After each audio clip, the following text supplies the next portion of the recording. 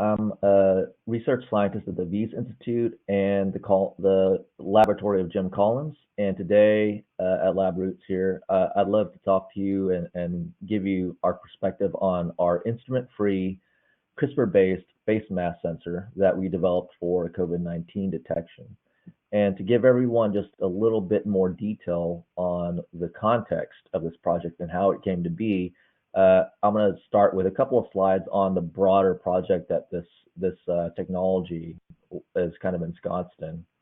And so at the Collins Lab, one thing that we're very interested in, we're a synthetic biology lab, and we're always looking for ways to integrate synthetic biology with other technologies to kind of bring synthetic biology out of the lab. And our latest focus has been on trying to integrate synthetic biology, which is, we've been working on it for decades to try to develop living circuits, essentially kind of a programmable modularity for biology, and integrate that with this ongoing explosion in wearable technologies, where you have highly portable technologies that allow for health monitoring at all times, and is highly convenient because you can wear your sensors with you wherever you go. So can we integrate these two things? You can kind of imagine synthetic biology and wearable technology. There's a lot of incongruities with these two technologies, and a lot of difficulties in getting something that requires water for living organisms, whereas wearable technology requires convenience and the ability to just wear something on your skin. And what we tried to do is actually integrate those two into kind of one fundamental technology. And the way we've done that is we have focused on an area of our lab where we have developed freeze-dried synthetic biology. So now these are cell-free synthetic biology reactions that occur cell-free without any living cells. And we've actually freeze-dried them, and they're still functionally intact, and they can be integrated into different things. We have created paper-based sensors based on them. We've created a biomanufacturing kits that are freeze-dried. And here we want to apply that to wearable synthetic biology. And so we have these freeze-dried cell-free reactions. This could be cell-free. This could be a CRISPR-based reaction. We've also tested various other kinds of synthetic biology reactions to make sure that they can be freeze-dried. And we can integrate them into different materials. And when these freeze-dried reactions are rehydrated, for example, by a contaminated spill, you can imagine if you're wearing these freeze-dried reactions and you get a splash on you, it would rehydrate the freeze-dried reactions and activate the circuit, and actually give you some kind of signal based on the synthetic biology biosensors of what's in your environment. So that was our primary focus for the past couple of years in this particular project for wearable synthetic biology.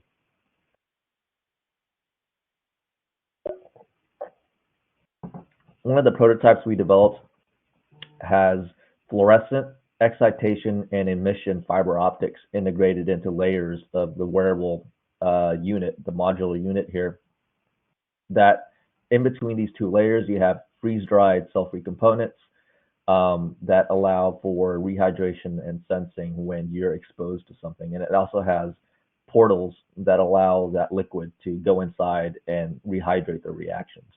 So here's another view of what it looks like when you explode the layers. And the freeze-dried reaction, be it a cell-free reaction or a CRISPR reaction, occurs, it's housed right between these emission and excitation layers in between the two fiber optics. And here's a different view where you're looking in between those two layers. On the top, you have an emission layer, which collects any photons coming from the sensing layer, and it goes to a digital sensor. And you're looking now at the very right, you're looking now at the bundle. This is a cross-section of the fiber optic bundle.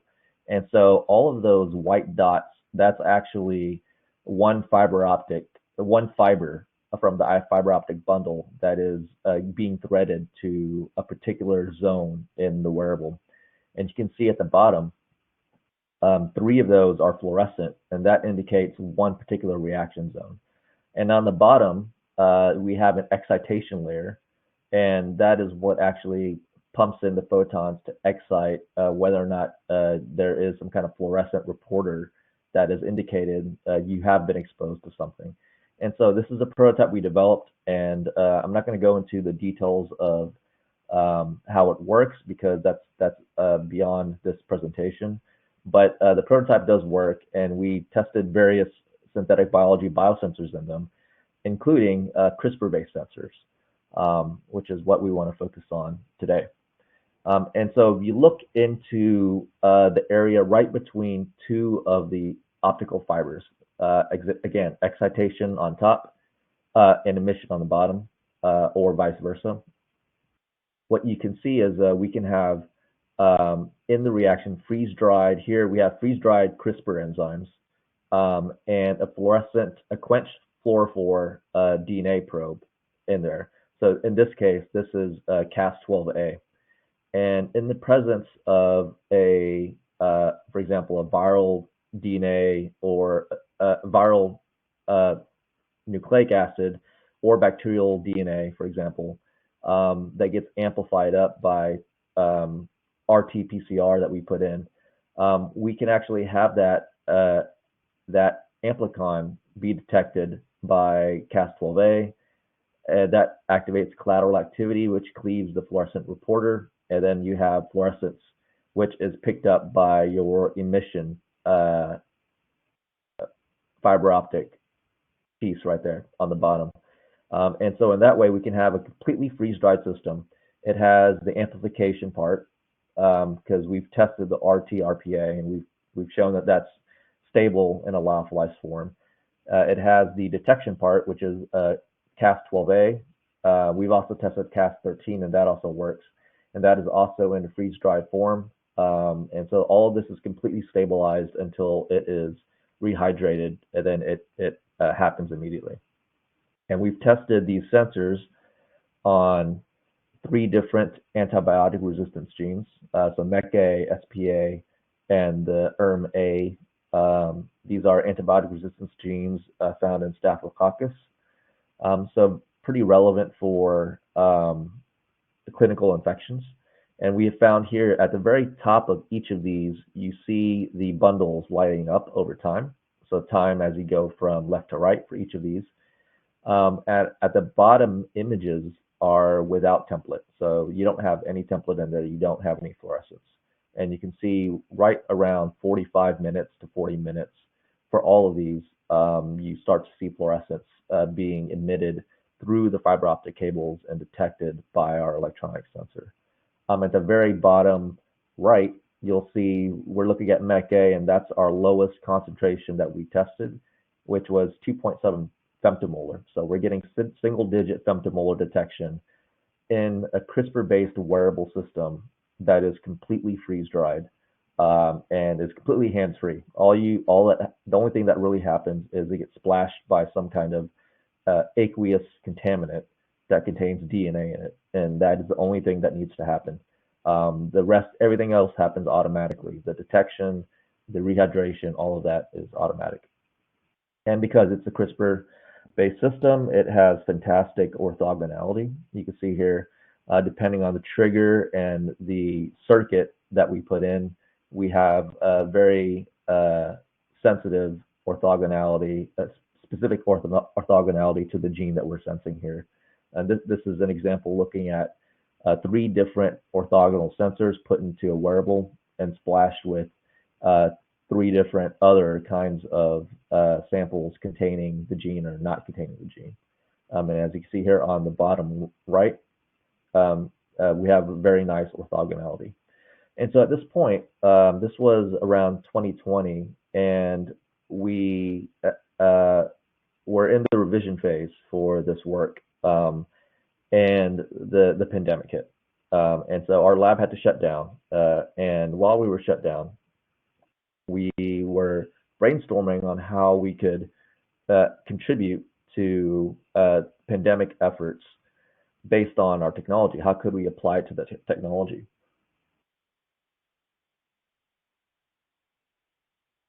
It was a trying time, and we were kind of stuck at home, and we were just basically Zooming each other.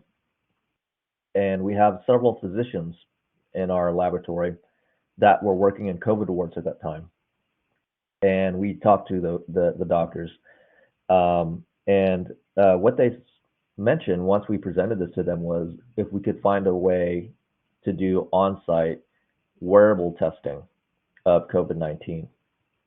And their kind of thought behind this was, well, right now we're in the COVID wards, things are absolutely slammed, and it's taking over 24 hours just to get PCR, RT-PCR diagnostics to get the results back for these patients in order to triage them, because you have to know whether or not they were COVID-19 positive in order to actually put them in the ward.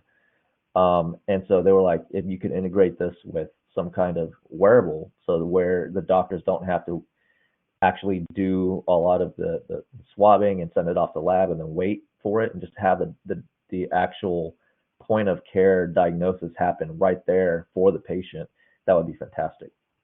And so that's what we worked on. And so one thing that we wanted to look at was, is it possible to do nucleic acid amplification at the point of care with minimal instrumentation? And you know, this was around February when the pandemic was spreading around the world. And in April, this is what Dr. Deborah Birx, the White House coronavirus response coordinator, said. And I quote, "There will never be the ability on a nucleic acid test to do 300 million tests a day, or to test everyone before they go to work or school," right? And so, you know, that's very accurate. At that time, there really wasn't any way to do quick nucleic acid tests for anyone that wanted it at home before you go to work, or, you know, go to school, whenever you wanted. On demand nucleic acid testing was not available. And today, it still really isn't available. And so that's what I'm going to go on to next. And so what we developed was, we developed a nucleic acid diagnostic based on CRISPR detection for COVID-19 that's integrated into a face mask. So really quickly, I'm going to go through some of the key aspects of our face mask sensor, so it can kind of ground you into why this technology is unique and why it's needed. One thing, it's sensitive. Based on the data that I'm going to show you, we can show that it's comparable to RT-PCR results. So the same results that you would require a laboratory to perform, you can actually have it completely integrated onto a face mask with our sensor, and it's as sensitive as the WHO-approved RT-PCR assays. Also, it's very simplified. As I mentioned, there's no laboratory needed. There's actually no instrument needed. There's no electronics. There's no power source. Everything is passively driven, and there's absolutely no instrumentation at all. And we think that's a huge advantage compared to everything else that is out there today. Another thing is that it is a complete point of care solution. So from sample collection, it actually collects the sample, and everything is actually integrated onto it, including the analysis. So from sample output and result takes only 90 minutes, and that's roughly 45 minutes to 90 minutes. That's the range of the execution of our sensor. And the only thing it takes is the press of a button. So that's the only thing the user requires. The user intervention is required, is the press of a button. The sensor is very lightweight. You can hardly notice it. It's about 1 gram. Again, all of the reactions are freeze-dried, so it's shelf-stable. You can actually store this at room temperature. It's stable at room temperature. And the operation is also completely at room temperature. Therefore, you don't really need any heating to actually make the reactions occur. It's programmable because it's CRISPR-based. You can easily reprogram it to detect different variants. And last thing, but very important, is that it's inexpensive. The add-on cost of one of these sensors for a face mask is only $5. So that's, the cup of a fancy Starbucks latte, and you have a COVID-19 sensor diagnostic that is completely integrated into your face mask. And so the idea behind this is, if people are already wearing masks in the middle of a pandemic, we can just easily add on a diagnostic to it. So while you're wearing it, you're actually collecting the sample, and it's collecting the sample from your breath when you're breathing, when you're talking, when you're coughing, when you're sneezing, and it collects on a sample pad on the inside of the mask. And at the end of the day, or whenever you have collected enough sample, you press the button and it runs the analysis to see whether or not you have COVID-19. And so this is one of our early prototypes. So we're looking at on the outside what it looks like. On the outside, you only have a button and an indicator. So the output indicator is a lateral flow assay strip. On the inside, you see all of the different components of our sensor. So our sensor is one unit. It's continuous, but it's composed of 4 different pieces. You have a water reservoir, which contains your water. You have a sample collection zone, and that is a pad that actually collects breath samples. Then you have the micropad, and that houses all of the freeze-dried reactions in a 3-dimensional paper-based device. And then finally, that is connected to lateral flow assay, which leads to the outside so that you can see the result. And the lateral flow assay strip is what gives you the visual indicator. And so now let's run through what actually happens when you're wearing the mask, and we'll go through this as observed from the inside of the mask. And so if you look on the inside of the mask, the first thing that happens is sample collection. And we estimate that you'll need about 15 to 20 minutes of wearing this at the minimum to collect enough sample for the detection to occur. And obviously, if you wore it for a longer time, the results would be much better because you would be collecting more and more sample. And so we do anticipate if this was to be produced, that we would probably recommend wearing the mask for an hour to get accurate results. So the first thing is sample collection. The patient wears the mask, the user wears the mask, and it collects on the sample pad, which you can see there. The red dots are indicative of viral particles, for example. And the next step is when you're ready, you activate the sensor. And that simply is the press of a button, the button that's on the outside of the mask. In different versions, we actually flip the water reservoir so it's also on the outside. But what pressing the button does is it connects the water in the reservoir to the rest of the sensor. And so now that water, which was previously completely separated from the rest of the system, it actually connects that, and so it allows water to flow into the system by the press of that button. And we've also shown that when you do that, you actually do get concentration of particles in the sample front. And I have some slides to show you that with some sample dye, for example. And so the sample gets pushed through the sample pad and into the micropad, which is the next layer. And that contains all of the different reactions. I'll go through that in some more detail, but we have 3 different reactions occurring in the micropad: a lysis reaction, an amplification reaction, and then the Cas12a CRISPR-based detection reaction.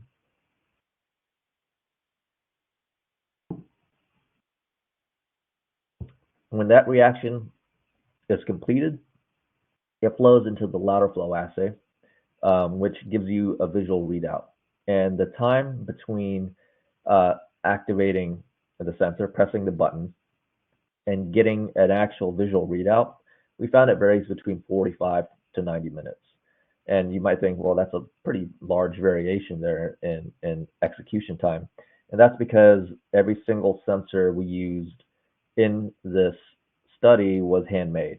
So everything was, hand cut, not hand cut, but we used laser cutting, but everything was assembled by hand. Everything was, freeze dried manually. And so there was a lot of error that goes into that, which is something that we're hoping to rectify in the future. And if we look at breaking down that sensor again into its constituent parts, you have a water reservoir here, which is basically a blister pack containing the water. Sample collection area, this is what collects everything. It's a porous substrate that we have screened for to find something that would allow lateral flow and collect sample at the same time. Here's a micropad. You can see it's kind of folded in an accordion shape, and each of those spots in the middle are where the reaction is housed. And then finally, your lateral flow assay output. Lateral flow output, and this was a commercial lateral flow assay from Millennia Biotech that we used. And here's showing you some of the sample flow through the sensor. Here on the left, we spotted just blue dye on the sample collection pad, and then we pressed the button to allow the water to flow through the sample pad. And as you can see, the dye concentrates at the rehydration front, very similar to what would happen if you're doing paper chromatography, for example. And then it flows directly into the micropad, and that all occurs within 6 minutes. So it's relatively fast. And once it's in the micropad,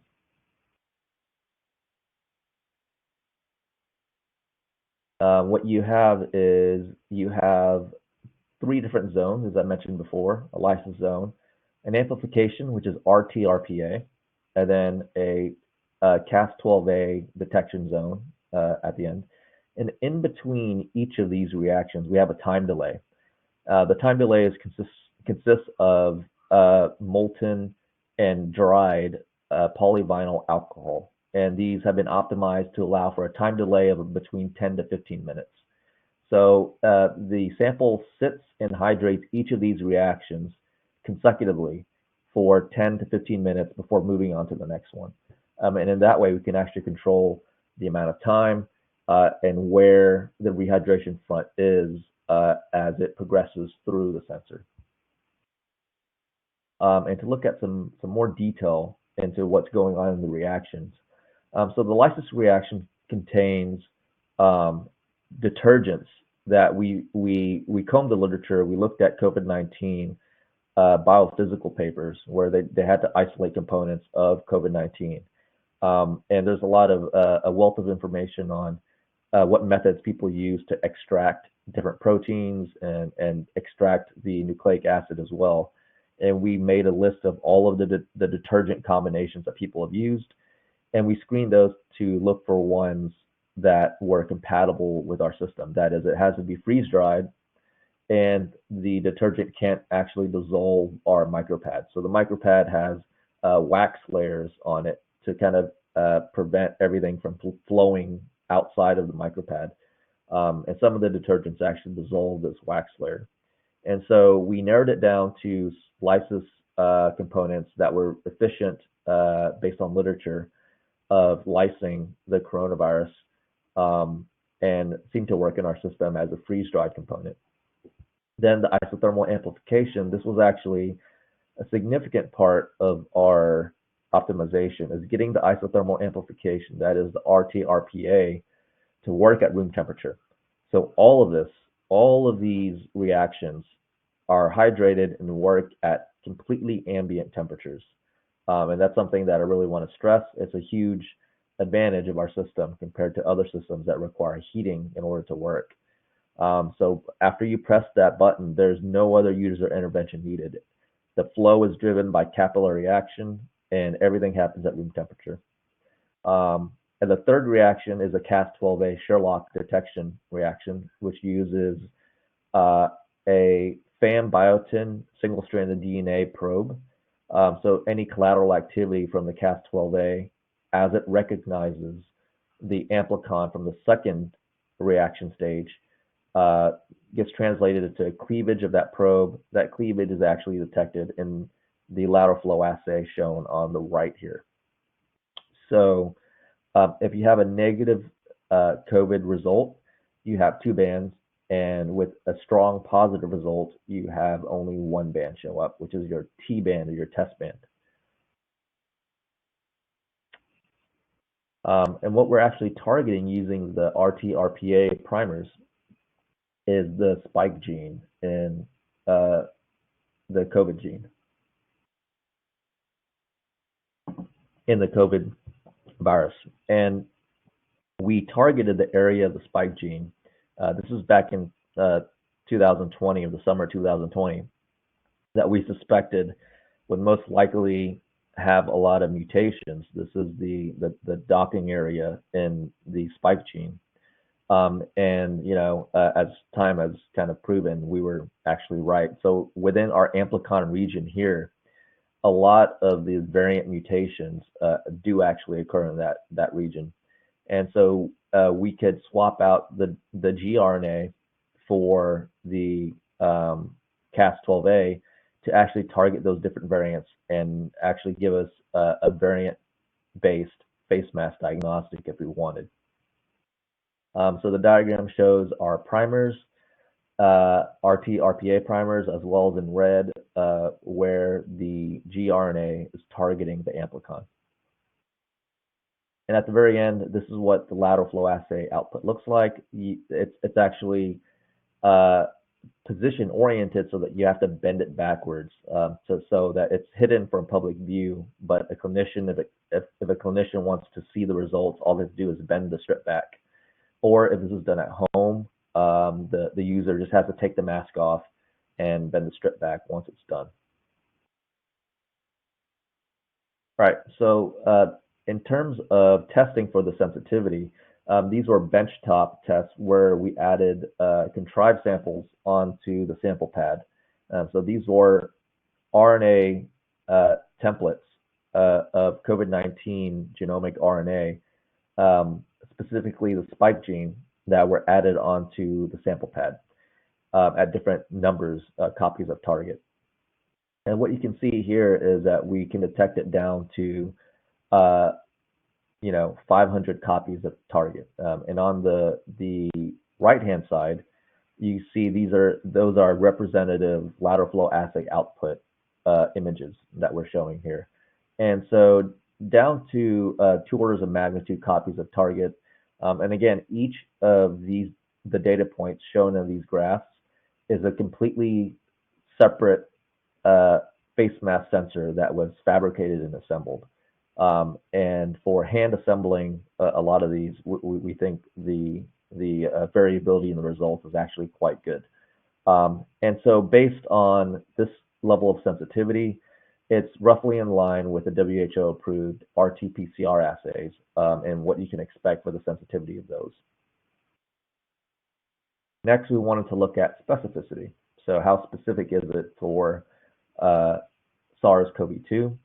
And no surprise there, because this is a CRISPR-based method, and it's very highly sensitive. So we tested this against spike genes that were taken from different circulating human coronaviruses. So there are 4 different circulating human coronaviruses that we tested against. And as you can see, for all of these, they're at a very low detection level.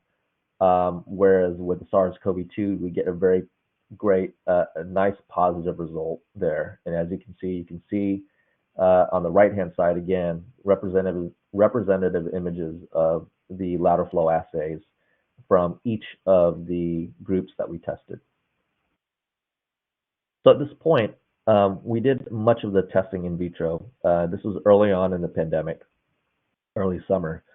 And the reviewers came back and, they wanted us to be a bit more kind of robust in our analysis. And they asked for whether or not we could do either on patients or aerosolized virus. And those were the 2 things that we were asked to do. So during that time, we didn't think, just due to the logistics of where we were in the middle of the summer spike. Doing a clinical trial and getting it approved through the university was just not within the timeline that the reviewers gave us. And so we looked for the option of aerosolizing the virus. And to do that, it took us over a month, but we cobbled together a breathing simulator that was based on some very kind loaner equipment from industry, where you have a spontaneous breathing generator. This generates breathing cadence, the right tidal volume, everything very, very accurately simulating human breathing. We pump that through a system where we have an inline aerosol production. So we nebulize mRNA target here. And so RNA is getting aerosolized through a nebulizer that goes through a heat sleeve. And then that gets routed through an anatomically precise airway mannequin, so that it simulates the structure of the human respiratory system. And the next slide, you can see here, this is our reservoir for the nebulizer, where we're actually pipetting in our sample. So this, again, is spike gene RNA that's being pipetted in here. And the aerosols that are generated using this nebulizer, the aerosols have roughly the same diameter as small aerosols generated by human breathing. So, less than 5 microns. And here is the rest of the simulator shown here.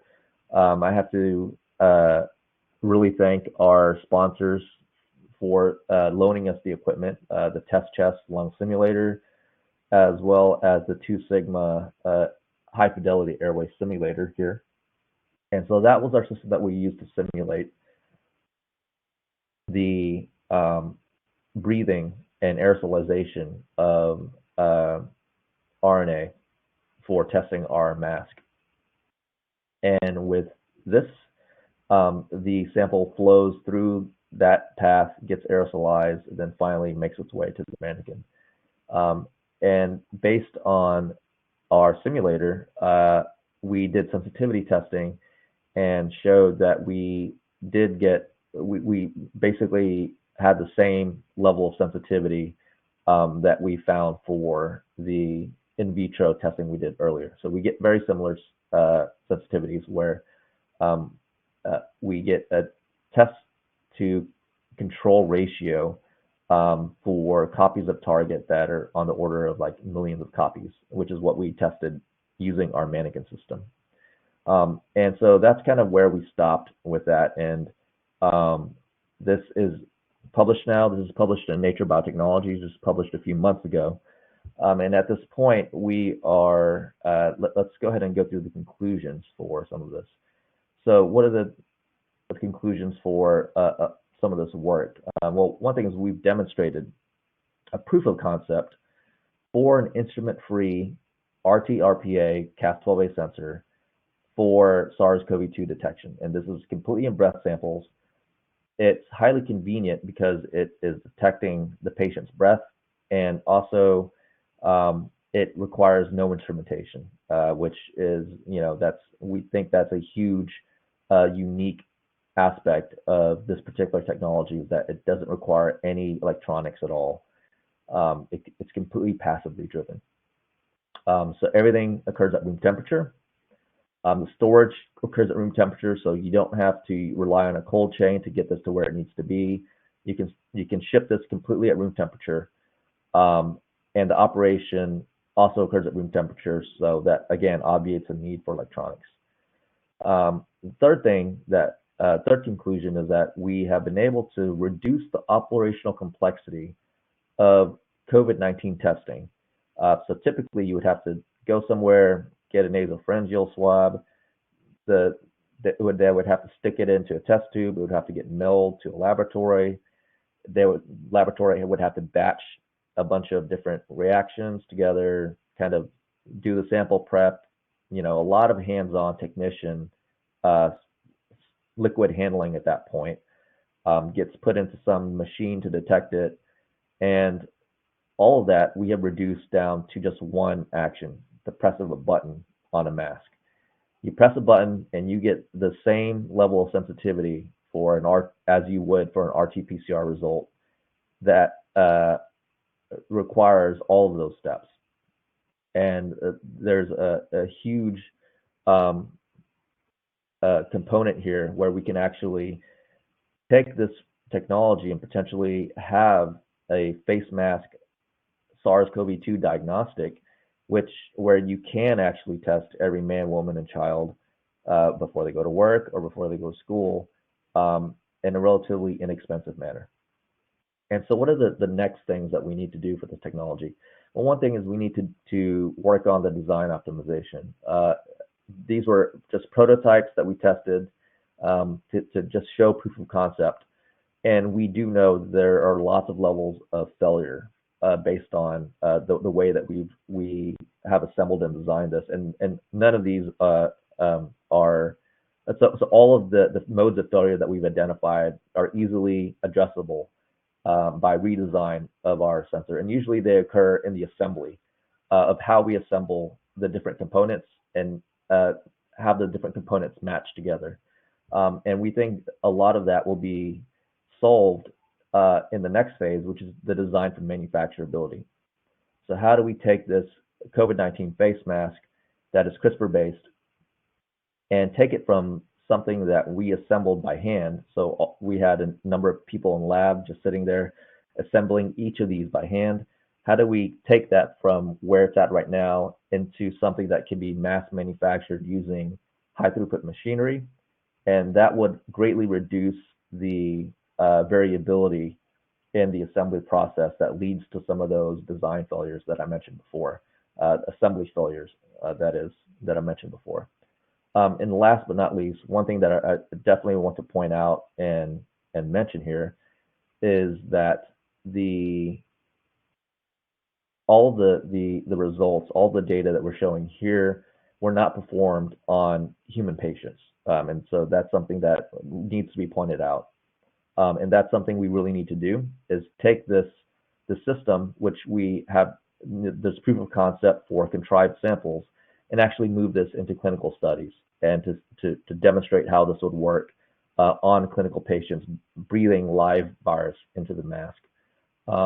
And also that would give us an indication onto the user design as well, because you can imagine wearing a mask and having it collect sample and running a diagnostic in the mask itself would pose some unique challenges for user operation. So would we, execute the sensor detection while the patient is wearing it, or is it better to take the mask off and execute the sensor on the table, for example? So these are things that we have to go through when we go through clinical studies, and that's something that we are actually partnering. We're trying to partner with a number of people to get us through all of these challenges right now in terms of the design optimization, the manufacturability, and setting up for future clinical studies as well. So with that, I'll open it for any questions that you might have. And I'd like to thank the entire team. This was definitely a team effort. So Wyss Institute was a co-first author on this work with me. And we had a number of great people at the V's. And of course, our PI, Jim Collins, Professor Jim Collins, was the one that really kind of pushed this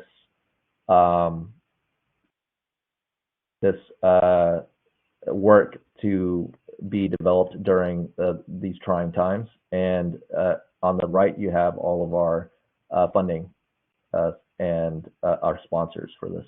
And on the middle, you have a QR link to our Nature Biotech paper. Please check it out. It contains all the wearables and all of the COVID-19 face mask diagnostics data that you see here as well. You can read about it in more detail. Thank you.